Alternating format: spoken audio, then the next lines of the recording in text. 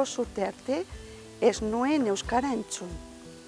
Eta 15 urtekin entzun nuen lehenengo aldiz, eta hasi ginen talde txiki bat izkutuka euskara ikasten. Gure irakasleak ziren guk pizka bat gehiago zekitenak.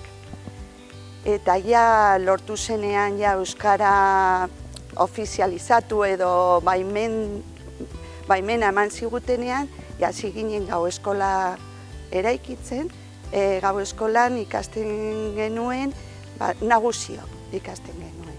Baina ja 80an lortu zen ikastola ipini, gero ikastolatik pasatu zen eskola publikora, eta hortik aurrera joan gara euskararekin aberazten, baliabide guztiak ipintzen.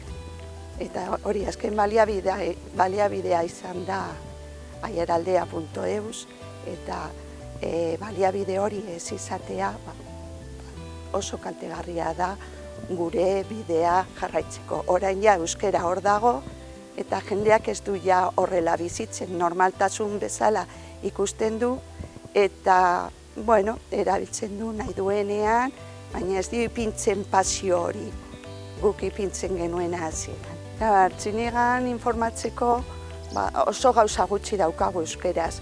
Pizka bat dago Gurdia museoko aldizkaria, baina gero ja inguruko berriak ezagutzeko euskeraz bakarra da Aiaraldea. Asko kostatu zaigu euskera aurrera eramatea herrian, eta hori kentzen baldin badigute, geratzen gara azken pauso batekin. Egin ditugu pauso asko, azkena izan zen proiektu hau, aiaraldea.eus, eta desagertzen bada, ez badago laguntzarik Artziniegako udaletxetik, gauza asko galtzen ditugu.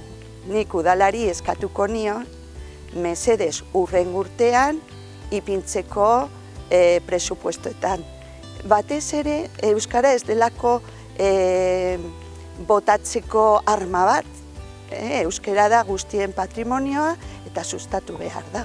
Maiatzaren 12an, hemen herrian Artziniegan elkartuko gara elkarte pilo bat, mezu hori botatzeko, udalari esateko zer beharrezkoa den olako proiektu bat sustatzea, eta animatzen dugu mundu guztiari hona etortzeko eta ikusteko egingo ditugun ekintzak.